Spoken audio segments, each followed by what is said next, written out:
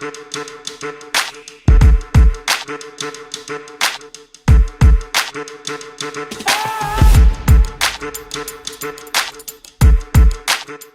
right, everybody, good evening. Welcome to the Yard. Thank you all for joining us. Welcome to another episode of Commissary Club's The Yard. My name is Richard Bronson. I am the founder and CEO of Commissary Club and 70 Million Jobs. And we work with folks who have criminal records to help get jobs, and also on Commissary Club to create a social network and create community within this population. As usual, I am joined with my good friends and teammates at Commissary Club. Number one, the big man, ex-NBA center, who taught a young Kobe Bryant everything he knew. Please say hello to Seth Sundberg. Hey, Seth, how are you? What's up, Rich? How you doing? Hey, everybody. And we are also joined by my buddy, the rap legend himself, entrepreneur to the stars, the very fine Divine. Hey, D, how are you, sir? How you doing, Rich? Great to be here again. Great to have you again. For some quick housekeeping before we get going, if anybody in the audience has any questions or comments that you'd like to add throughout this conversation, please use the chat feature that is found at the bottom of the screen. I'm sure you're familiar with it. Our teammate, we just lost Kendrick's picture. There he is. Our teammate, Adrian Hatter, is on top of things behind the scenes, and she will be letting a couple of people in, maybe about halfway through the conversation, who are interested in joining in or have things to say. But if you have any particular comments or questions before or after that, please do send us a chat. Tonight, we've got two very interesting guests. First, we have Quan Huynh, and I am sure I massacred your last name, so I apologize for that. But luckily, we're on first name basis. Quan happens to be a best-selling author of a book that I urge you all to get on Amazon and read. It's pretty powerful stuff. It's called Sparrow in the Razor Wire: Finding Freedom from Within While Serving a Life Sentence. Just so you understand, back in 1999, Quan shot and killed another man in a gang-related incident in Hollywood, California. He received at the time a prison sentence of 15 years to life. And at the time, California did not parole prisoners who had life sentences. So Quan knew he was facing a long sentence, however it played out. When he got out, he began a very new life. He's been a very successful entrepreneur, and he is now also heads up entrepreneurial programming at a nonprofit that is near and dear to my heart and Seth's heart, a nonprofit called Defy Ventures, whose goal is to help train people in how to be entrepreneurs. People in and out of prison, so that they can have control of their own financial destiny. Seth went through the program himself. I was involved in managing the organization.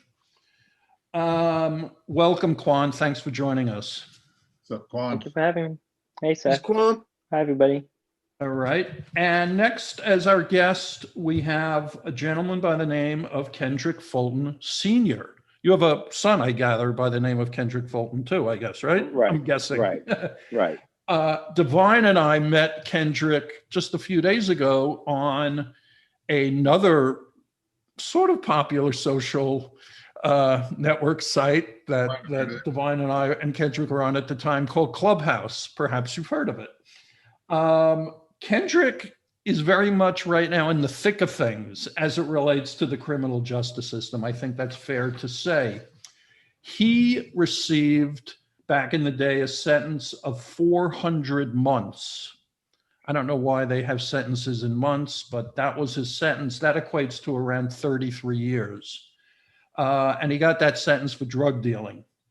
He'd done 27 of those years when he was released under the CARE Act, the CARE Act. And he's currently living, I'm not sure where, he'll tell us, for the time being relative to the crisis that's going on in with coronavirus. He lives in a very, very sort of almost surreal, but certainly stressful kind of life right now, because any day he theoretically could get a call that's telling him that he's got to return to prison. That's got to be pretty scary. But in the meantime, Kendrick has been working, number one, to get a job. And he's also involved with taking what he's learned and trying to give back to the community and help others learn from what he's been through. He's very, very active he's an activist on social media, and he's reaching out to a lot of people. And given what he's going through, it's pretty selfless that that's how he might be spending his time right now. So welcome to you, Kendrick. Thanks for joining us. Hello, everybody from the great state of Texas. From Texas. Peace, Kate. All right. Now, my little moment of weirdness. Before we get started, on every episode of The Yard, I ask you to indulge me here and do something. I would love everybody, first of all, if we all just took a deep breath and let it out. Next, I'm going to ask you to close your eyes. I know I hate these things too, but just stay with me here. Everybody, please close your eyes. It's going to not be for very long. Now, I'd like you all to imagine, if you will, that you're in prison. Now, for some of us, that's not hard for us to imagine. God knows. For some of us who've never been to prison, just imagine what you think it might be. You're in maybe a tiny cell in a prison, and maybe you have someone you're sharing the cell with. Those are called your cellies, by the way. And you're literally living, sleeping, going to the bathroom, washing your face within a foot, if not inches, of one another, breathing the same air. Or maybe you're in a housing unit where there's just row after row after row of double-decker bunks. And once again, you're just right on top of each other. Except once a day, the prison lets you out of your cell, or they let you out of your housing unit. And they let you spend maybe an hour, maybe more, maybe less, so you can go outside onto the yard. The yard, generally, I've seen lots of different yards. They're large, open areas, dusty for the most part, not very nice. You'd fire your gardener if this were your backyard for sure. But in any event, it's this large open area. You can take a walk around. You can toss around a football. Maybe you go to the weight pile and you could work out a little bit. But mostly you end up spending time with your crew, your boys, your girls, the people you hang out with, your friends that you've made in prison. These are the people you were hanging out with in the yard yesterday and the day before, and I'm sure you'll be with them tomorrow and the day after. And when you get together with them, you start talking, and you're talking about things that are sometimes completely unimportant and stupid. Other times, it's like the weight of the world in their importance to you. There are times that you can just laugh like you've never laughed before. And there are other times, maybe you're sharing news about back home that's upsetting. And maybe your eyes are going to tear up, and in another place, you'd end up sobbing like a child. Except in a prison, you can't get away with doing that. You don't let people see that sort of weakness. So you have to hold that back. But it's going through you nonetheless. But for those few moments, that you're outside breathing the fresh air, maybe the sun is shining, you can almost imagine that you're free, that you're outside of the walls, you're away from the guards, you're away from the miserable food. So that maybe just for that hour, you feel maybe just a little bit like a human being again. That's what we're looking to connect with right now on the yard. So everybody, please open your eyes. Welcome to the yard. Thanks for joining us, and let's get started. So let me first get the conversation going. I'm not interviewing anybody. Anybody has something to say it, and say it the way you want to say it. And proud. So Quan, number one, let me just get it going here. I was looking at your LinkedIn profile before, and LinkedIn profiles, by the way, are not a big deal in prison, that's for sure. But on your LinkedIn profile, Everybody's got a profile though, that's for sure. yeah, you got a May profile. not be on LinkedIn, but you got it. Okay, Seth, thank you. On your LinkedIn profile, you describe yourself as a warrior, a magician, and a mountain of goodness. A mountain of goodness, wow. Were you a mountain of goodness when you were first coming to prison? No, absolutely not. What were you? Well, I thought I was the hardest dude on the block. Yeah, I went in, I was just angry. How I was old a were gang you? member. First time when I first went in was 17. Then I started going in and out. Then ended up with a life sentence when I was, 23? Yeah, I went through the California Youth Authority, violated a couple of times for guns and gang violations, and then ultimately committed a murder in LA. So you showed up in prison. Did you know what lied ahead? Were you ready for it? Was I ready for it? No, I just thought like, okay, I just, I mean, by the time I got into prison, it had been I would basically say I grew up in the youth authority, and so I already had that mindset. So I went to prison where they sent me up to Pelican Bay first, and that's where it was known to be notorious for sending all the high-profile gang members. And I know my mindset was like, okay, I want to prove myself as why I belong on this yard with these other high-profile gang members. So what'd you do? How do you prove yourself? Well, I'd be willing to prove myself by, okay, well, we could bring stuff up to the yard. We could be ready to fight with other groups if need be, or discipline people in our own group. All of that idiot stuff. So That's one thing that we don't talk a lot about is the discipline that happens within the crew that you're running with, right? And like I'm saying the same thing. and sometimes it's even worse for the guys inside the group. Yeah. So I didn't go through that personally. Tell us about it. What was it? I mean, what were the rules? If you feel comfortable talking about it. Yeah, I mean, rules. I mean, what? No, the paperwork had to be good. There was no telling, no working with the police. Wait. Hold on for a second. I don't mean to interrupt you. What does that mean? Your paperwork had to be good? The paperwork of your charges. Like there's this hierarchy in prison where, somebody that comes in for rape or child molesting or things like that, they would look at them as, okay, this person cannot be on the yard with us. We cannot have him here. So things like that, or if they come from another prison, or if it's a name and then make sure like they didn't testify against anyone at trial, or they were not known as no snitching from another yard. Yeah, just basically no snitching. When you came into prison, Kendrick, how old were you, Kendrick, when you first went away? 29. 29. You weren't part of a gang, right?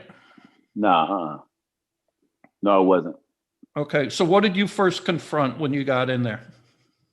Well, I was, in like you said, 400 months, that's the functional equivalent of a life sentence. Right. So I was blessed. I didn't end up in the United States Penitentiary until later on. But I was blessed to go to a medium high. So when you get into a medium high in the federal system, it's the same thing that Quan is talking about. Your paperwork got to be straight. But I was just from Texas, and in the federal system, Texas, we got 30 million people down here. So Texas is all over the system. You'll meet people from Texas. So it's kind of like a geographical thing. You just find your homeboys from Texas and you kind of gravitate to them. But my thing was with that, my homeboys from Texas had helped me get in the situation I was in. So I wasn't about to be cool with some dudes that I don't know from Texas. So, but basically my sentence was so long to, when you got long sentences, they're gonna back up off of you. You know, they ain't gonna, look, leave them dudes alone because we ain't got nothing to lose. So my situation was different. Then I came in, I was upset at how I got to 30 years, to 33 years, upset at how my trial went. But I mean, it was cool. I mean, I was the lead on my case. We're gonna get into it, but I know we've been on a lot of platforms and a lot of times they talk about the criminal justice system. They talk about how bad the system is. I'm not that kind of person. The system, it works like it works. I'm not innocent in the whole situation. I knew what I was doing, and when it came down, this is what I got. I got to take my lick. So, when I got to federal prison, Richard, Divine, it was what it was. And in the federal system, I was just so amazed on how many dudes cooperate, how many dudes be telling. And what did it mean in where you were when it was known that somebody had been a rat, had been cooperating?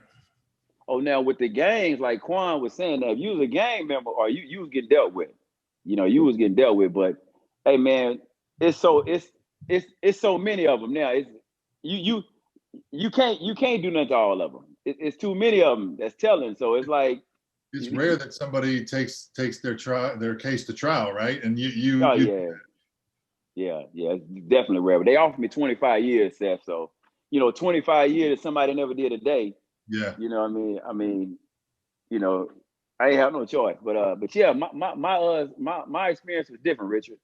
Having my own time, having that long sentence, I show my paperwork, you show me yours, really just leave me alone. You know what I mean? That was my thing. So Kendrick, I've been out the system. Last time I was in the federal system was about 8 years ago. I've heard since that they no longer give you access to your PSI. Would you know anything about that? PSI, Divine. PSI is a pre-sentence investigation report that's done by the probation office within the district court whatever district court you're in, whatever state you're in. Hey man, the game's so cold, Divine. I read a 2016 case. Dudes is cooperating in court. They asking the judge to take out of his PSI that he cooperated so he can show it on the yard. So man, it's over. Oh wow.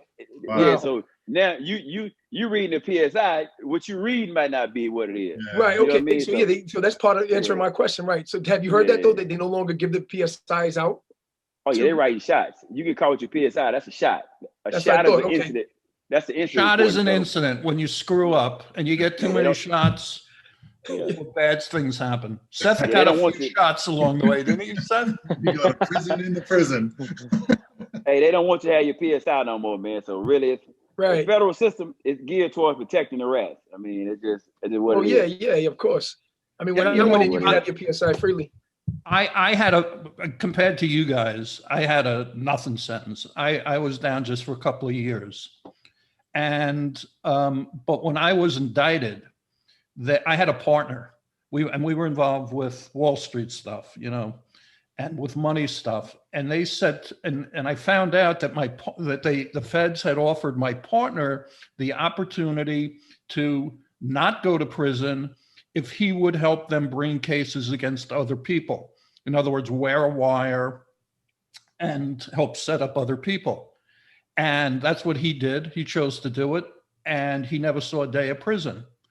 When they asked me that, I said, fuck no. I mean, I feel guilty about what I did and I'm ashamed of what I did. I'm not going to ruin somebody else's life to save my own ass. I'll never look at myself in the mirror. I just, and I never really gave it much thought after that. It was just something I just would never consider. But then when I went to prison, and then after prison, I would go into other prisons to speak and to try to, connect with inmates and help them with all different kind of things.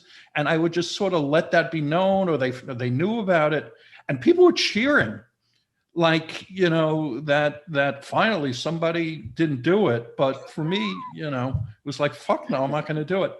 Yeah. But anyway, it was just the whole thing is weird. You mentioned something interesting, Kendrick. You said, I went to prison. I'm not here to knock the criminal justice system. I was guilty, whatever. I just had to deal with it. When I was in prison, I was the only person who said he was guilty. Did you find that nobody there would admit that they were guilty of anything?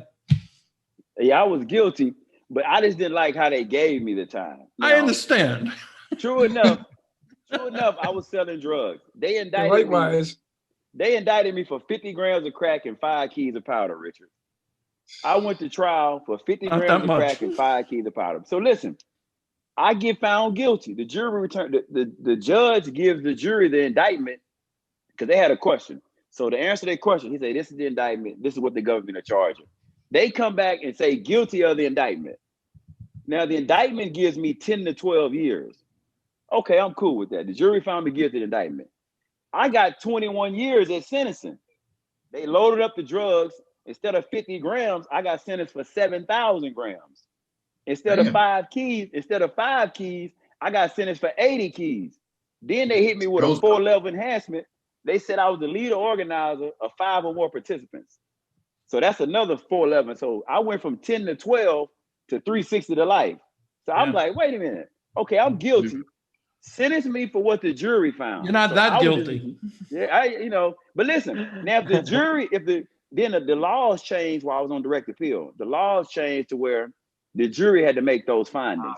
The problem is the Supreme Court didn't make it retroactive. Yeah. So, you know what I mean? Somebody's got some music on or radio on. Okay, it's off. So when you got to prison, Quan, were there guys in your gang already there that you naturally would gravitate to, or what? Yeah, in the California prison system, it's divided by race, so it's more. I went with my race, so with the Asians and in particular the Vietnamese. So that's how it was already. I mean, that was how it was ingrained in me since juvenile hall, and then later on into the county jail system and all that. So those are the same guys that I hung out with in prison. I hit the yard. It's usually where's the Asians table at, and then in particular where's the Vietnamese at, and that's my group. Did you know any of these people when you first? Sometimes I know them, sometimes I don't. I mean, like it's just in prison you're thinking about like how you want to impress. It's like, okay, they've heard of me. It's a reputation thing. So, and you want to be known as somebody. So, and that kind of continues to drive that violence in our minds at the time. So yeah, some of the guys I knew, some of them I knew their homies or which gangs they were from. Some I didn't, or some I'd been locked up with some of their friends or whatever, their crimies. So sometimes you know them, sometimes you don't. But it just became that's the group you hung out with. Mm-hmm. Hey, Quan, did you get any type of preferential treatment because of your charges? You had murdered somebody. That's looked at as like the top of the yeah. Well, I mean that's food chain, if you would. Yeah, I guess in some way it would, because then it's better than getting coming in for what they say is like the what we used to call the chesters and rapists. That's how they refer to them. Crimes. Yeah, that's how they looked at it. But yeah, so that's. Yeah, I guess that does play into it. So I came into prison, and then suddenly, you just build that reputation for yourself, and then I suddenly get connections for tobacco and drugs and phones, and then you get okay, this guy can hustle, then you put your hands into the gambling rackets, and right, yeah, come like a shot caller. Yeah, then it just becomes, because then that's his own sense of power, and it gives.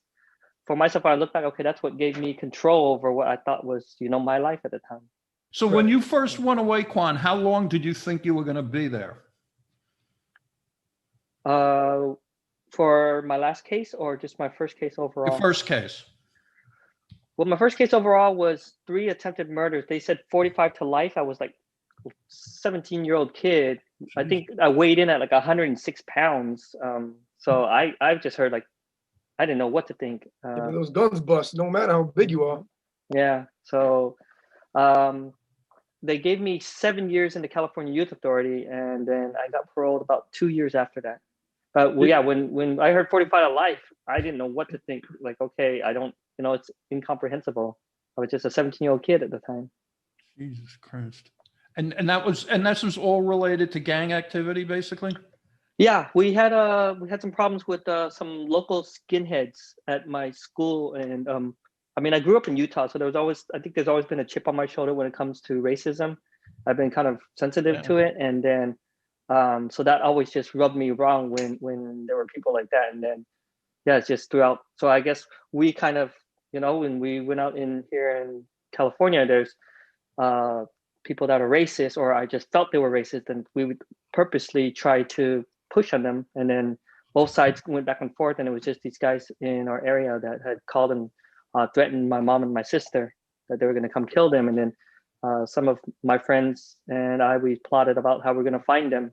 My friend ends up finding one of their houses before I got off work that night, and he ran up inside and he shot 3 people. All 3 of them survived, but then they arrested us like 2 weeks later for like attempted murder, conspiracy to commit murder. Yeah. Oh, so you had a conspiracy charge on that, right? Yeah, they got me for conspiracy. Conspiracy, okay. Yeah. Got it.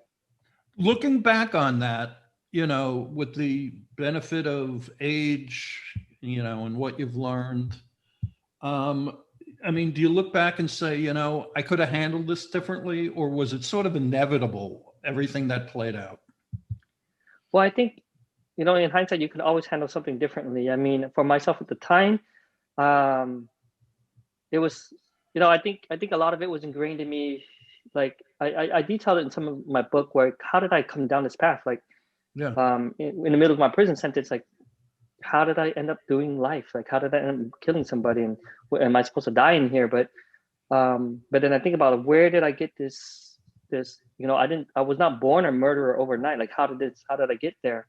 And I just remember, like, one of my earliest incidents of racism in Utah was when me and my little brother were playing with our GI Joes in the streams, and some older kids and some adults told us to get out of here, get out of there, get out of our country, and they chased us down. Well, we said, "Come and make us." We're little kids, and the fence seemed high. I said, "Come and make us." They chased us down, and I dropped some of my GI Joes. My little brother stopped to pick him up, and I guess he wanted to try to fight these older kids, and they punched him, threw him to the ground, and just put dirt in his mouth. And I just stood there, scared. I didn't know what to do. So when I went home, I remember my dad found out what happened. He just said, like, "How could you let this happen to your own little brother? You're supposed to protect your family. This is your little brother. You have to protect them." And then that was just where it drove into me already at that young age. I have to protect my family, and I failed. And so I think that just reinforced, and later on, just throughout the growing up and then facing other incidents of racism, and then now overcompensating for it, then joining the gang, and this is my family and I have to overcompensate for it. Then going into prison, and it's the same thing. Oh, people want to attack the race, then we have to overcompensate for it. So that was just that mindset I had. Wow. What a story. That's amazing. It's, in a way, you didn't have a choice. And your father, he didn't say go out and shoot somebody, but he said, in a family, you look after your little brother. Yeah. It was more that, and the thing is, he never spoke about it again. And I think in my mind that made it worse. I'm sure because my father forgot about it. I'm his son. Like, I'm an 8-year-old kid. But I think in my mind, it was more, oh, you let your family down. You let your dad down. 8 years old, you are, right? Yeah. That was the first incident that I remember. I remember, like, there's probably I don't remember how much longer after that was when my next incident with a kid told me to get out of the sandbox and said that our family eats grasshoppers. And I went crazy on the kid. And that's the first time I had seen blood. I know, like, I went crazy, and his dad had come and his son was bleeding and just asked, like, "Why did you do this to my son?" And when I look back now, like, I remember, like, there were small moments, like, how was I capable of so much violence already as a little kid? But I think it was just all that shame, and that shame in myself just built up, and I just go, okay, this is shame because you let down your family when you were 8. Yeah. Jesus.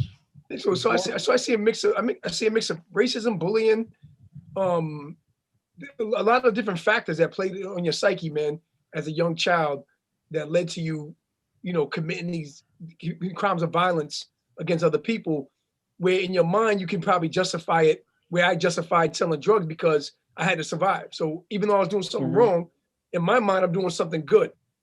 And in a sense, I kind of see a similarity and parallel with that with you, man. Oh, I know, like even in the gang, when in the gang life, like when stuff happened on the streets, my the way I justified is, well, those dudes shouldn't have been messing with this. Or even when I went into prison for murder, Right. it was more in my head, okay, it was my life or theirs, or I wouldn't have been here if my homeboy didn't snitch on me. And it was like all these excuses of why I should not have been in prison. And there was never a sense of any personal responsibility, or Right. or Yeah. and even no remorse or nothing for like Right. No years. accountability. Right. Mhm. Did you assume you'd end up in prison when you were in the life, Kendrick? I knew my mother used to always tell me, boy, you need to stop doing what you're doing. And I would always tell my mama, listen, if something ever happened, I'm gonna do my time. So she reminded me of that every time she came to visit. She said, Wow. boy, I used to tell you, you need to stop doing what you're doing. I said, Mama, and what I used to tell you? She said, yep. And I said, I'm doing my time. So I didn't know it was gonna be 33 years. I didn't know it was gonna be a complete waste of time. Now, had I known what I know now, one of the things that used to get me was seeing guys that come to prison 4 and 5 times with like 20 years, with 15 years. I'm like, hold up, this is your third and fourth time. All I needed was one. They gave me, they dead me. The first time they dead me. 33 years, which is actually a functional equivalent of a life sentence. So I didn't get to get out and come back or see what it's like. I said, all I needed was to experience this one time. But, They didn't give you that's that what choice. it was. And so, They didn't give me that choice. Yeah. so Kendrick, But you're on for out for the CARES Act, right? What exactly does Right. that mean? That means you're out good. You're pending release. I mean, I'll tell you this though. I think we're 3 for 3 here on the yard, right? We got people giving back elbows and all Yeah. that. You're good. Yeah. Craig, I see right there for sure is one of them. Irv. yeah, so Craig. what happened, Seth, is when COVID-19 hit, in the CARES Act, in the same program that got everybody $1,200, they put in a provision for federal prisoners to be released because institutions like nursing homes, COVID is real bad. Yeah. So you had to meet a certain criteria. You had to have served 50% of your sentence, and the BOP has what's called a pattern score. They can score you now to tell whether you're going to come back to prison, and they can tell you if you're a minimum risk, if you're a low risk, if you're a medium risk, or if you're a high risk. Wow. They do what's called an assessment. So you had to have 50% profiling, and that's the definition of a profile right there. Jesus. Yeah. You had to have 50% done, and you had to be a minimum risk. And once you had that done, you were able to come home. So I had 50%, and I'm a minimum risk to return to prison. They go by your criminal history. If you've been programming, if you've been staying out of trouble, they got some kind institutional of history as well, I'm sure. Yeah. They paid some kind of, somebody made some money and came up with this pattern score that, if you're a criminal, you had to be over 40, because we got the chart. Us. Oh, there's a time. prisoners, There's a time. Okay, there's an age criteria. because if you're under 30, they score you so many points. If you're past category 2, that deadens you. Under 30, past category 2 kill you. Sex offender kills you. Violence kills you.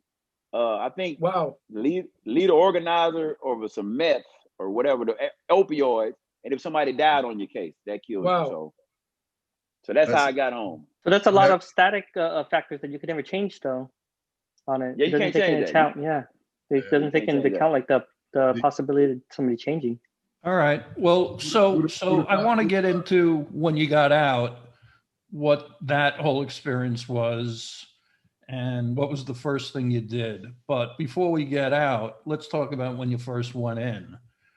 Quan, what was the thing, that most surprised you when you first ended up in prison? What was the hardest thing to get used to? Obviously, being locked up was the big thing. But as far as the little details that essentially make the quality or the lack of quality of one's life, what was the thing that surprised you or was just the toughest thing to get used to? Let me think. That was juvenile hall. I think just being handed those little linen rolls with just your underwear, your shirt, and it's just like you're wearing the same clothes as everybody else. That was it for me. Like, just remember just being handed, it just has your name on it, and they just hand it to you. And the fact that everybody had the same thing on, Yeah. okay. Yeah. That was tough to get used to, or it hit home the most. Yeah, it hit home for me, like what just happened. And I'm used to taking, just getting in those the showers, and it's just, yeah. Like, I guess, yeah, you even say like just the not having a private shower or a bath. It's been so Yeah. long, and I just like, okay, now it's normal, everyone can just get in. But yeah, I guess that even that part of it, no privacy in the shower or the toilet. Yeah, that was tough. When I went to prison, and I've been in lots of locker rooms with other men, over the years, certainly. And it was time for me to take a shower, and I sat on my cot and I undressed and I put a towel around myself. I grabbed my soap and had my flip-flops on, and I walked to the shower. And then I came back and I, toweled myself off and got dressed. And I had 3 people come over to me immediately and said, "That's not what you do in prison." Not I go, allowed. "What are you talking about?" And they said, "You don't walk around with a towel around yourself." I go, "Well, how the hell am I supposed to get in the shower?" They said, "You're dressed. You hold your towel. You walk into the shower. Then you take the clothes off. And then when you're done with the shower, before you leave the shower, you get dressed again, and then you go back." And I go, "What the fuck?" That's like the most arbitrary, ridiculous thing I ever heard. But that's the way it works in prison. What was the hardest thing for you to get used to, Kendrick? Oh man, the shower, the noise, The noise. the sanitation. I mean, it's a bunch of stuff. You even had situations where you gotta take your knife to the shower. It's just all kind of crazy stuff. Whoa. But one thing. Why'd you have to do that? Why'd you do that? Because anything could happen. If the yard go up, I mean, if the yard go up, it's, you coming out the shower. It even be points where you have a point man. You have men watching. You have like somebody watching out while you in the shower. But one of the hardest things for me, Richard, was when I was on the street. I had 2 cell phones, so I'm using like 5,000 minutes a month. When I get to prison, it's like 300 minutes. That's like 10 minutes a day. I'm like, how do you manage 10 minutes a day? Or you can use the whole 300. That's on you. But you only get 300 a month. I'm like, so it took me like a year to get that down. Get your routine down. Yeah. Yeah, it took me like a year because 300 minutes. It's a Learn how to matter. preserve minutes. 300 minutes, y'all. To me, that was the best part of prison, that I didn't have to talk on the phone anymore. Yeah. It's okay. I don't need to talk to them. That was my attitude. Kendrick, Well, I had small kids though. Okay. Yeah. Did you do all your time in Texas? No, it took me 10 years to get to Texas. I had Wow. a bunch of separatees, and the separatee is when the U.S. Marshals keep you separated from certain people. Yeah. Now, only 4 people testified against me. 2 of them were women, so I don't know why I couldn't, Right. go nowhere. But Right. I started out in Louisiana. I went to Arkansas. I went to Oklahoma. I went to Kansas. And then and I came to Texas in 2012, so about 9 years, 03 to 12. Where'd You mentioned Where in Texas? I was in Bastrop, I was in Seagoville and Beaumont. Oh, gotcha. I was in. I did my time in the federal system in Latuna. Oh man, they said that's terrible. Terrible. Terrible. That's terrible. Just hated me. So what's this 300 minutes? You guys, you get on a phone, like a cell phone, or just a wall phone for 300 minutes a No, month? the phone, It's the the wall monthly, phone. It used to be unlimited, Quan, but I think some mobster in New York somebody was ordering hits. Divine, you know about that? Somebody was yeah. having When people I went in, killed. there We was don't no, we there don't was get no that in time the limit. state system. When I went in, there was We no don't get that in time the limit state at all. system. All those things developed over a while, especially when they started letting when DC started bringing in all the inmates out of DC started coming into the flooding the federal system. They used to be held just in DC prison. Then they started bringing them into the federal system, so it got really crazy, and things like that started changing a lot. Yeah, they said some dude was ordering hits over the phone. So they say, you know what? and you're not allowed to do that. Can't Yeah, do they that. say It's frowned upon. It's frowned upon. in And no stock trading either, Richard. Can't do that Oh, either. okay. Yeah. I had no money when I went to prison. I couldn't You're not trade a share. Anything, anything of value at all. Like that's part of the actual BOP rules, right? Like that's one of the LexisNexis piece, and it's like what? Like I gotta treat my Mac for a tuna, and I gotta make some stamps and. No, Seth, when I went in, we could have quota rolls when I first went in. Really? Oh yeah, they stopped all that. They start whooping people. Wow. They start whooping people with those. Start hitting people with those. Yeah, imagine. Yep, that's what they used where I was.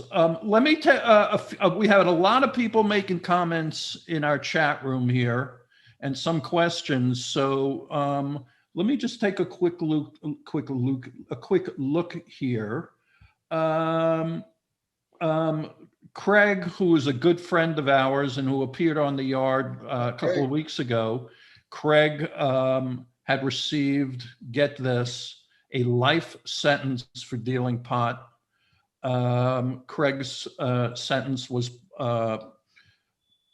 Craig was pardoned by Trump, and now he's out. And Craig is a great guy and a friend of ours, and he's currently actually working with the Last Prisoner Project, which is a terrific nonprofit that's working to help free people who are imprisoned for marijuana related crimes. And I'm going to talk about that a little bit at the end. But Craig says, after nearly 19 years, that's how long he was down, I'm getting accustomed to getting and leaving, to coming, I guess he's trying to say coming and leaving home anytime he wants to. Yeah. Just being able to have the freedom to come and go. He said, and I'm just reading here, I went to the grocery store and bought oranges, which I haven't done in over 8 years. And now I'm able to pick which one I want and eat it anytime. Yeah. Just imagine that. He gets to They- pick the piece of fruit rather than saying, here it is, take it or leave it, and eat Hey, it whenever Richard. he wants. When Hey, you're Richard, I just left Beaumont, and they took away all the citrus. You only get bananas. That's the only fruit because of the wine. Yeah. Oh, I there you go. I had an orange in like 4 or 5 years. Yeah, Crazy, we man. can talk about that. Making hooch. Divine has a very good recipe that he continues. I'd like to hear that. I make a Yeah, good I'd like one to hear it Divine. too. It's a heady We brew. should create a business out of it. It's good with meat or fish. It's got nodes of citrus and lime. Let's see. Craig admits that he still really can't use a phone, and he can't quite figure out how to use a parking meter, which has these computer-based, parking meters, and he doesn't need a key for his car. This is all brand new. And these are the kind of things you come out of prison after you've been down for a while and you haven't had experience with a smartphone. You haven't used a computer. And of course, in order to survive, to get a job, to live, you have to know at least a little bit about this. But Craig's a bright guy. He'll figure it out. Someone asks, is it possible to get marketable skills while you're in prison? That's a great question. Quan, were you able to learn anything in prison that you could use for a potential job when you got out? Yeah, I mean, I think it's what I did with my time. I got involved with classes, especially later on, a lot on I got like my office services. I got my alcohol and drug studies specialist. I read quite a bit of books, because I've always been fascinated with business and entrepreneurship. And then I got involved with a lot of groups on facilitating. So that's also helped me quite a bit in my work since post-release. And I think another one that people will say, oh, what you get as far as education, but I think also a lot of stuff I learned just about for myself as far as character development and personal development. I did a lot of that and just worked basically on the soft skills of how to communicate effectively. I think that's also important, and it's overlooked a lot. That's great. What about you, Kendrick? What did you learn? Hey man, the great thing about the federal system is you're in prison with people from all over the world, all over the country. So you can learn different languages. You can learn real estate because this guy is there for real estate fraud. Now you can learn from these guys, but you don't want to do what they did to get there. Learn what not. You know, Learn what not. you don't. Yeah. So, but they had public speaking. I think that they stopped the Pell Grant program because people on the street was complaining that, Right. hey, wait a minute, prisoners are getting degrees for free and we can't pay for college. So they stopped that. Obama brought it back, but you had to be three or 5 years short. So of course, me, I got a 2032 release date, so I It's couldn't do nothing. it. So it's really, you got to just better yourself. I worked in Unicor. I worked in Unicor. I worked in the business office. I was the payroll clerk. So I had the SAP accounting program, and we had different things on Excel and things like that. You were able What to I- learn some of that. Yeah, I really learned some of that. And what I learned too was that the government was paying $800 per car to ship. So I was like, wait a minute. So, just picking up, Yeah, you shipping cars. yeah. We've talked about, it's essentially a slave environment and how they, how Good old they, Unihor. Unicor is in the Fed system. It's like this sort of quasi separate business. Crazy. It's like if you watched like one of these old Paul Newman Cool Hand Luke movies where the warden has this side deal with a local businessman and the inmates are doing the work and That's what it getting is. paid 3 cents an hour so that the outside businessman could make millions and kick back some to the warden. That's institutionalized in prison. Let me ask you both a question, or let me ask you all four of you a question. There's been a lot of, you were talking about the Pell Grants and giving inmates access to education for free. What about the idea that right now, in some states, they're giving inmates preferential treatment for receiving a coronavirus shot? You think that's fair? I personally don't want to take it. I personally wouldn't want to. You don't want to take it. No, I don't want to take the vaccine. I got my first one. I do want to take it because I Yeah, I don't wanna prefer. a little too quick, a little too soon, a little too soon right now, Richard. All right. Well, Let me see how I it could does die you. too soon. That's my problem. What do you think, Seth? Should inmates, I'm going to talk about that, the incidence of, of how much the disease has spread in prisons and the rate, the mortality rate is off the hook in prisons. Yeah. Should inmates, however, deserve get preferential treatment over someone in a nursing home or a teacher or whoever? I mean, prison's like a petri dish, right? Yes. One thing happens and everybody's got it, and you're talking about millions and millions of people. So I think it definitely is an area that should be prioritized for sure. I'm with Kendrick. Someone can have mine, so it's more for them. I'm not doing it, so it's all good. Oh, that's interesting. What do you think, Quan?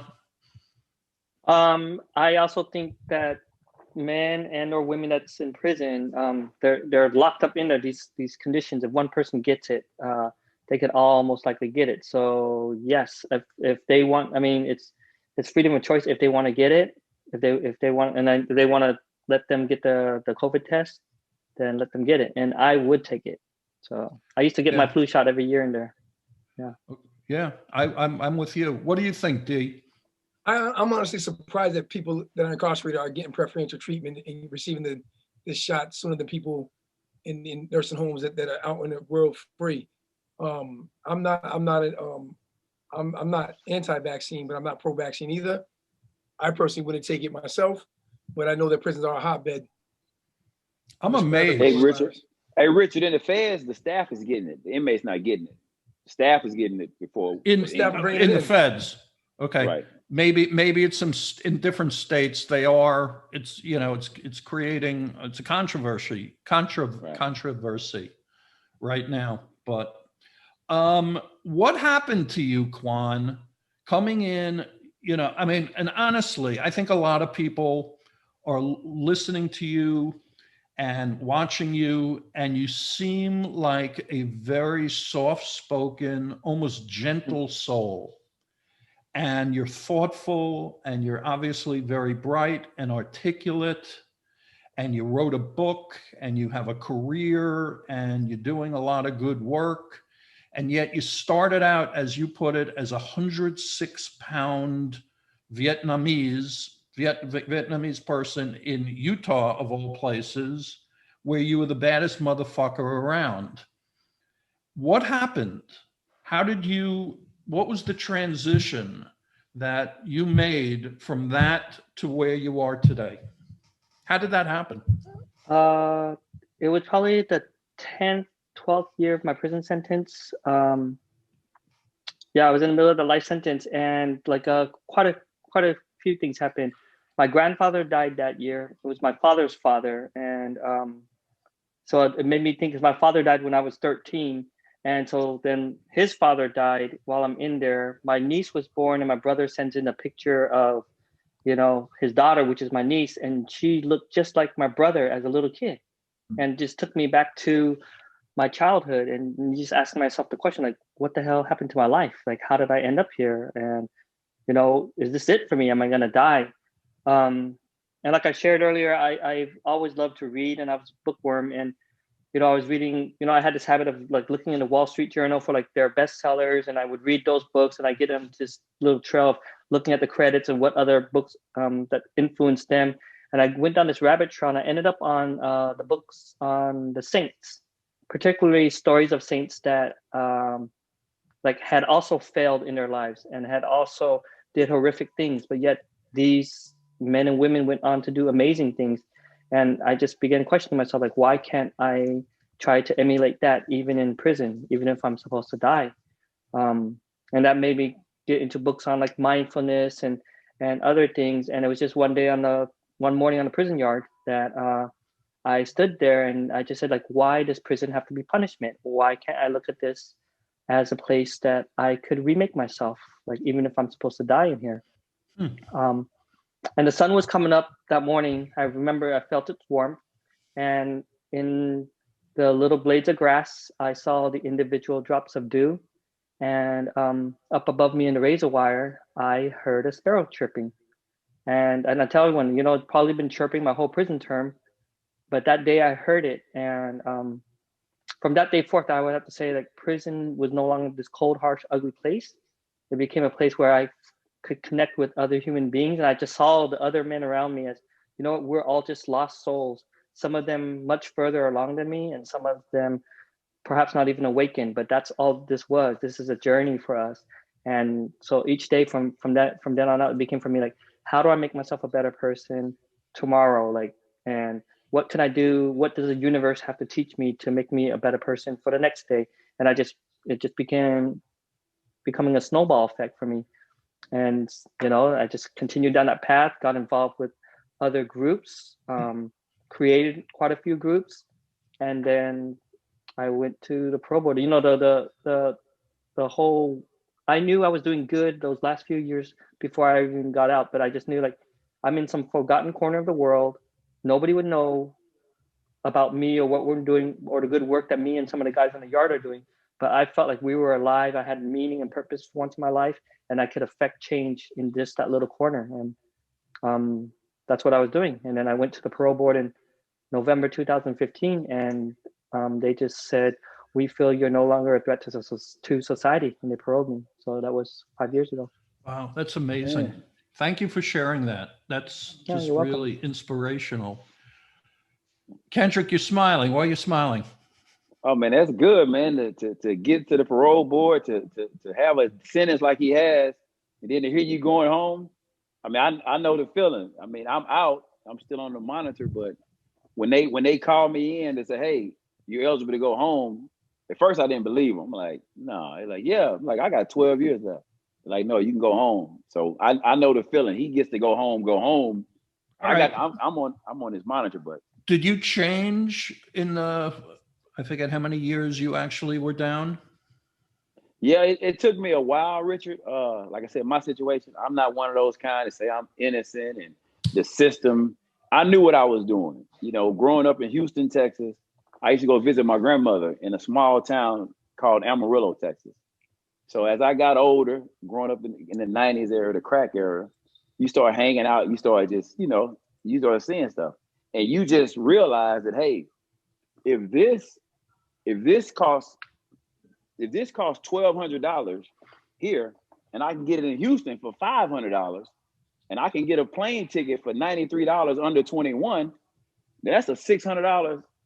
Wait a minute. If I could, so you just learn this. This is before 9/11. So, you could get on the plane and do all kind of stuff back then. Before the airports got hot. So it's just one of those type deals. Just being young in that area, finding a need and meeting it. My thing was I should have been using that for something positive, maybe shoes or clothes or cars instead of drugs. The same drive, the same get up and go, the same initiative, but I just chose something illegal. And that's what got me 400 months. So to transform your hustle. Yeah, it took me like 10 years too. Now, this might shock you, but I needed to do some time because I said earlier, if I would have came to prison, maybe I would have learned my lesson. But if I was a first time offender, I came in with camp points. So if I would have got 10 years, more than likely I'd have went to a low, then I'd have went to a camp. I never would have experienced the lockdowns, the stabbings, the fights, the violence. So it took me getting the 400 months, going to certain securities, experiencing certain things. So it took me about a decade. I'm gonna be just real. It took me about a decade to change my mind. That's just me. So I needed that. Because if I'd have just went with 5 years, slap on the wrist, went to the camp, I probably would have been back like everybody else. So yeah, that takes a lot of honesty and introspection to recognize that in yourself. You got to know yourself. If you're not, exactly. If you're not real with yourself, I can lie to you, Richard. I can say, hey, I'm gonna stop eating. I'm gonna work out. But if I lie to me, hold up. You got to tell yourself, man, you ain't gonna do that. So I'm just keeping it real. After being in prison, I started looking back like, man, if I wouldn't have seen the stabbing and seen like Quan was talking about the gangs. So now if you see something, if I see Quan, just say if Quan is over there bleeding, if Quan is over there getting stabbed up, and he's leaking, if he's gurgling in his blood, I gotta step right over Quan. I can't even help Quan because he's another race, and that ain't my business. And that's how it is. I mean, it's so sad. So let me ask you a question. You come out of prison, and I don't mean to be unfair with this question, but you sort of opened the door here. You came out of prison, you weren't expecting it, and now you're dealing with family, and you're dealing with friends, and you're dealing with civilians, people not in prison. Right. How do you connect on a human level? How do you have a relationship? How do you feel love, or can you feel love, or is it taking you time to feel it so that you don't step over someone who's lying on the street bleeding, but rather say, hey man, can I help you? Oh, well, actually in my sentence, I started dropping down levels. So now when you come, like I was at the low, I've been at the low since 2012. So I've been at the low 8-9 years. So, it's certain things, but it's still. So did that prepare you for your release is what you're saying? Well, I've always been a compassionate person. It's just sometimes, it's just certain lines you don't cross. You want to help people, but it just really, you just mind your own business. That's the first rule in prison. Prison politics. When you get off the bus, mind your business. So it's not my business. But now, even now, stuff happens in Beaumont. Beaumont at the pen and the low, stuff happens. And you just gotta just connect with my family. Like Craig was saying, he's having a problem with the iPhone. Man, when I got out of prison, Richard, my son gave me this iPhone 11, and I'm running with it. I'm on social media. I'm on all the platforms. You're better than Seth, because he still has problems. Quite frankly, I'm still like, what the hell? I'm on it. I've been out 120 days, and people are like, how do you make this video? You know more than me. It's just, my mind just works like that. So I'm able to. I'm not really around many people, Richard. All I can do is go to the store and come back. All I can do is go to certain appointments and come back. So, I'm not, I haven't even been out. Much. Yeah. So are you living with a sense of fear or worry you're going to get that call sending you back? Is that part of your reality? Man, I ain't worried about that. Hey, Seth, I had my mind made up. I lost my clemency. Obama denied my clemency. I lost all my appeals. I lost all my cases. I didn't get none of the new laws. So I was content on being in there to 2032. But now you're out. Yeah. I'm asking. Yeah. Are you worried? Well, no, I ain't really worried. I mean, because if I was content then, I mean, what's going to change now? I mean, it is what it is. Yeah. You know, after 17 calendars, come on. After 17 is like you ready for whatever. You ready for it's whatever. You're handling it amazing, man. I wish you could know that you aren't ever going back again. Yeah. And you can, just be excited about tomorrow, rather than I don't think it is I what am. it is. I don't think I am. I know everybody's excited about this election. So if I do go back, I hope enough people find out about it. And if they voted for Joe Biden, they need to let him have it. If you want to lock back up 7,000 people who are out doing the right thing. So what is it that can cause you to go back? What is, besides you committing a crime or something like that, within the CARES Act? Well, they said that when Congress, the last Congress, when they wrote the CARES Act, it's some kind of provision, like once the coronavirus is over, they would want us to do, well, this is the BOP director. This is not the department. This is Right. like the director of the BOP. He wants us to return. But of course, we got a new attorney general, that's his boss, and we got a new administration. Right, they could change So, all that. They can change They can all alter that. that. So Craig Cecil, I was referring to, who's in our audience. He mentions Kendrick. He goes, Kendrick is right. Longtime prisoners learn not to have expectations. Thus, they don't feel let down anymore as when they lose their appeals. yeah, it's what it is. I'm in the Fifth Circuit. I'm down I here in think Texas, that Louisiana, all Mississippi. that's a survival mechanism, but that's a sort of an awful way to be going through life. Not having expectations. I saw a bunch of guys like that for the parole board. They went like 6, 7, 8 times and were denied each one. And after a while, some of them just gave up and don't even want to show up to the parole board anymore. Because it hurts too much when you get denied. Oh no, I'm still going now. Hey, listen, I'm still going to parole board. They ain't tripping. I'm going with bells on. I'm be shining. I'm be trying to get out. You got our vote. We're in your corner. So whatever we can do to help. Absolutely. And one thing about me, I'm a fighter. You got to tell me no. You got to keep telling me no. I ain't gonna take no for an answer. So that's one thing. We're about telling me. you yes. Okay, that's our answer. It's gonna work. I think it's gonna work out. I think that that would look Yes, that would all look right, really crazy. So Quan, you come out of prison, and was it hard for you to adjust after all these years, beginning when you were a little kid, young, going to juvie? Was it hard for you to adjust, or were you just sort of ready for the next phase of your life? It was hard for me to adjust. I think there were things that I took for granted. I thought things, the thing that probably most surprised me, I would say, as far as personal relationships, was relationships with family members that haven't seen me or only knew me of, the idiotic gang member from 22 years ago. They only saw me one way. And then when I came home, I looked at the world differently. I communicated differently. My worldview was different. And I showed up differently in how I was. And so I think that just like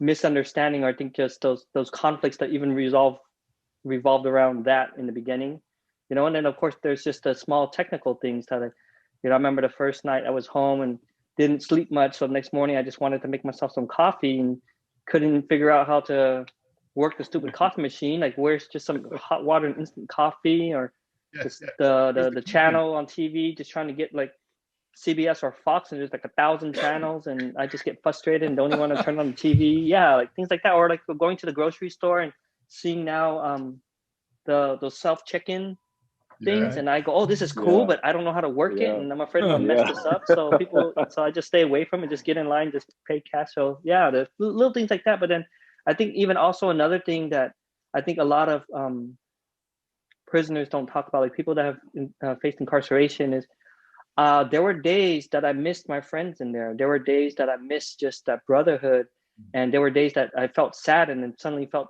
I was wrong for missing. Like, I should be happy. Why am I sad that I'm home? Are you making up for it now, Quan? Well, I mean, I can recognize it now. So I mean, at first when I came home, there were days I was sad, and there were days I missed a lot of my brothers inside. yeah, and I think that's why I'm still doing the work I get to do. So at least I feel like I'm making a difference for them in some way. Well, I can tell you, you are. Before we get into that, because I want to hear about that from you and Kendrick, Nina asks, what about family and custody? Can we discuss this, please? I think she means, perhaps, maybe I'm wrong, what, over the years, what role, when you were down, what role did your family play or not play, in getting you through the day? Were they there for you? Were they visiting you? Were you estranged from them? Kendrick, do you have family, and were they part of that whole journey for you? Oh yeah, man. My support system, it was great. Like I told you, I was in 5, 6 different states, and they came and saw me all over the country. Wow. I was able to call for birthdays, and now when I was in Kansas, I didn't give many visits in Kansas because it was too far. I didn't want them spending $1,500, $2,000 to come for a couple of days. And I was there 3 years, and I was in Leavenworth. But my family was amazing. Talking to them, and then when the email system came in, so we just picked up. When my transition out of prison was it was smooth because, like I said, I communicated with my family. They always came to see me. I called for birthdays or special events when it's a Christmas party. So it was smooth. They were there for you. What about you, Quan? Was obviously it was a fraught relationship with your family, and you said you had family that thought of you this crazy gang guy or whatever that came out. Oh, no, were they in your corner? Yeah, of course. Like my family was in my corner. Like when I heard Kendrick talking about his mom, and it just reminds me of like my mom, like how she comes in, like just so my family, my brother, my sister, they would come in pretty regularly. But I think it was just, yeah, that was always the constant in my life was, of course, moms is always the best. And did they welcome you when you came out?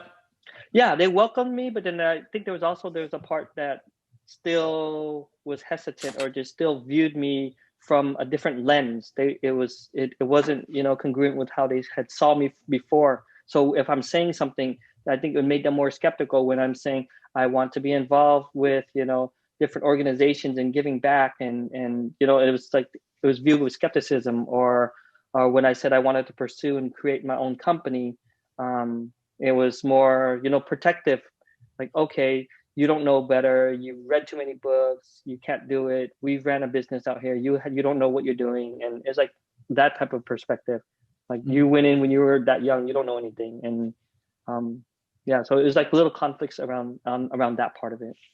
That could be discouraging. I just wanted to add sort of a PS. Nina, who had asked the question about family, she just posted, I don't have family. I'm from Russia. I lost friends and family due to my offense. I don't know what Nina's offense was, but losing, I personally, as weird as, and it upsets me even to say this, but neither of my parents were around, and they weren't alive, when I went to prison, and they didn't get to see it. And I thank God they didn't, because I know it would have broken their heart. Did you lose family or friends through any of this, Kendrick? Oh, my dad passed away in 2018. Is that what you mean? No, I don't mean, well, I'm sorry that happened and sorry for your loss, but did friends and families decide they don't want to have anything to do with you because of that? No, not necessarily. So-called friends fell off. You didn't hear from them as much, but I had some friends that really stuck around. Like I said, most of my family stuck around. It's me, my mother, my 2 sisters, and my kids. I really kind of closed my circle because I was doing such a long sentence. So I'm doing time. You're on the street. If Divine is my friend on the street, look, man, do your thing. I'm doing time. You know what I'm doing. You out there living life. Were you married when you went away? I was married. And what happened with that? I got divorced. In 2016, actually. Yeah, was that her decision or yours or mutual? It was hers, but it was mutual. We got a great relationship. I mean, it's like I said, I'm doing 29 calendars. Come on, Richard. You doing? I know it says for better, for worse, and that I understand all that. You don't blame when her. you do, yeah, when you're doing 29 calendars, I mean, it's what it is. I mean, hey, we still cool. We got a great relationship. The kids are good. So hey, I messed up. So I mean, you know, but everything's great. It worked out. I'm home. You know, we got a great relationship. So I'm not bitter about anything at all. All right. I would love to hear from both of you, you know, what you're sort of up to now. It's very interesting. Seth and I have spoken about this, that we see it all the time, that people come out of prison and, you know, they all have different dreams and hopes of what they want to do with their life. But the number one thing that people want to do when they come out of prison is they want to help their brothers and sisters coming out of prison. They want to give back. They want to take what they've learned. They want to do what they can do so that people don't make necessarily the same mistakes they did, or that they want to, you know, assist them so that their reentry could be a more positive, successful one. It's pretty amazing. They're not selfish. People are we are not selfish when we come out of prison. I think just the opposite, you know, which I think would surprise a lot of people. And Quan certainly, you know, is a testament to that. So Quan, you wrote this book, which is pretty powerful, but I know you're doing a lot of other things that are pretty powerful. Can you describe that and tell us about the organization you're involved with? Sure. Yeah, I work as the senior program manager for Defy Ventures. It's a nonprofit that helps men and women transform their lives with men and women with criminal histories to transform their lives through the journey of entrepreneurship. So I get to help our men and women that have gone through our program when they come home to in their reentry journey, and more importantly, help them to feel supported and then begin building their business if they want to pursue entrepreneurship. Now, if they don't, then of course we still get them to be part of the community, and just how do we help them in their employment journey and their just their readjustment to society. Yeah, so that's what I do. I also, 6 months after I came home, I was involved with Defy Ventures when I was still inside prison. I continued with the program when I came home and created my first company 6 months after that. It's a commercial cleaning company. So I have at the moment 7 employees. 5 of them is also formerly incarcerated. That's great. And it's a company I've been running on the side while I work full time at Defy. That's amazing. Quan, somebody wants to get in touch with you either for your cleaning business or to learn about Defy, or they just want to connect with you. How do they do that? They could go right to my site. Yeah, they could. I think the easiest way is go to my site. It's in my name, quanxhuyn.com, or just type in sparrowintherazorwire.com. Those will both point to my site. Oh, thank you, Adrian. Adrian just posted it. If anybody wants to get in touch with Quan or wants to learn more about Defy, Seth and I are both big fans of the organization as well. Kendrick, you are using this time, despite you've been down for a long time, you seem to be pretty damn good on social media. So you've got a flair for it. I know that. What are you trying to achieve right now, and how can people connect with you? Well, I'm on Twitter. I'm on Instagram. I'm on YouTube. What's TikTok. your Instagram handle? Life in the Feds. Everything is Life in the Feds. Everything is Life in the Feds. And what I'm basically doing is I want to show people. Really, I want to wake people up on how the federal system works, because I've learned over the years people don't have a clue about the federal system. They listen to what these politicians say, and that's not what it is. So basically, I'm showing people, I'm doing like I'm basically tracking my transition out of prison, giving people insight in the federal prison system. And hopefully I got some kind of crazy idea set that maybe Congress, those people in Washington will get smart. Instead of having guys do all this time, for the ones that do want to do the right thing, for the ones that do want to stay out of prison, put them on a leg monitor. Yeah. Let them get out here. Let them work. Give them a chance. Give them a chance. Give them a chance. I had 11 years. I have 11 years left at $35,000 a year. That's almost $400,000 just for me to sit around and, you know, to Costs do more nothing. than So 35,000 to keep you down. right, It's more right. than So that. so that's my thing. I'm just really just showing people the insight, really showing the public that hey, all of us returning citizens are not bad people. Yep. We And got that's kids. what we're trying to achieve here as well. And That's all today, we're doing. Kwan and Kendrick, you've done a very good job of doing that. At the end of every episode of The Yard, I like to indulge myself, and I ask you to go along with it. I like to just to take a couple of minutes and share something. As Divine and Seth know, they think I'm nuts, and Adrian knows, there are things that just sort of piss me off and that anger me. And I want to use this as an opportunity just to sort of get something off my chest. You don't want me having a heart attack here. I heard a statistic this week that was shocking to me on several levels. Maybe you heard it on the news. The United States right now has 4% of the world's population, but it also has 25% of the world's coronavirus cases. 4%, 25%. Now, we're a country, I'm still a patriot. I believe in this country. We've got the best medical resources available. We have unlimited funding, and yet it's hard to imagine us doing much worse as it relates to coronavirus. Now, I certainly look at our past administration. I was definitely not a fan of our president. That's a lot of the problem, a dysfunctional government in general. But still, that statistic just sort of gnawed at me, and I couldn't figure out why until I realized. And that is that not only do we have 4% of the world's population, but we also have 25% of the world's incarcerated population. More than China and North Korea and Afghanistan, and more than Russia and and Iran and all these other so-called awful, miserable places. These are not statistics to be proud of, to be sure.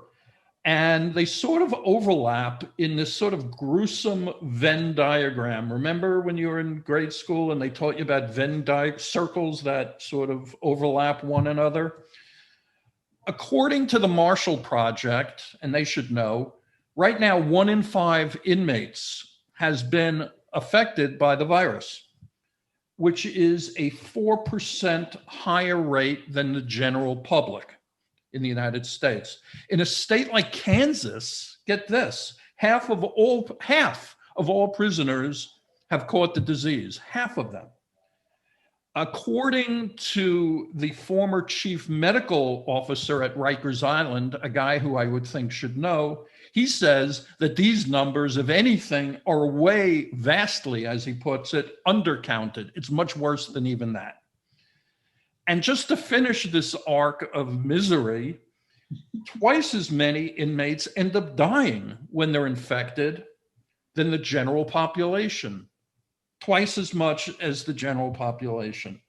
And if that weren't enough, the story gets worse when you consider that in a prison, not only are the inmates getting sick and dying, but the guards and the personnel there are getting sick and dying.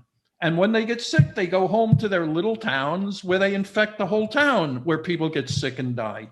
Now, if you've been to prison, it's not shocking that any of this happens.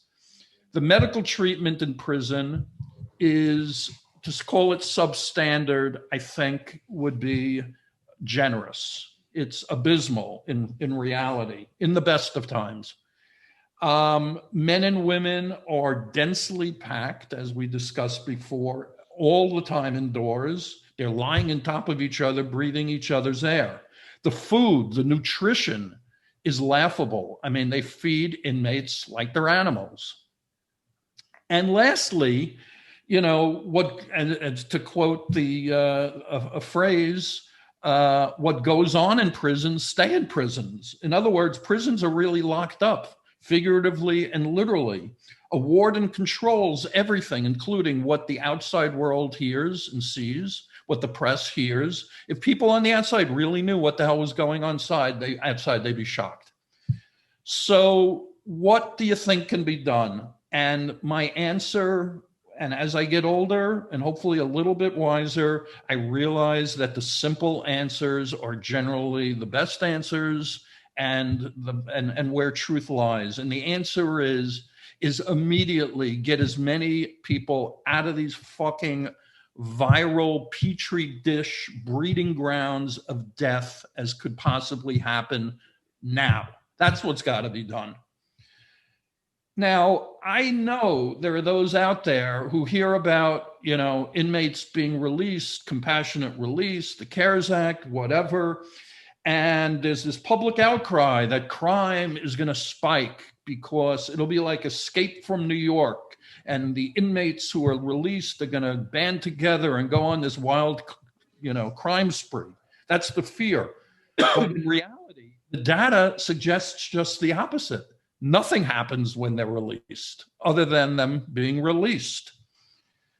Now, the people that are being released in general are people coming out of jails. That's where the most activity is happening.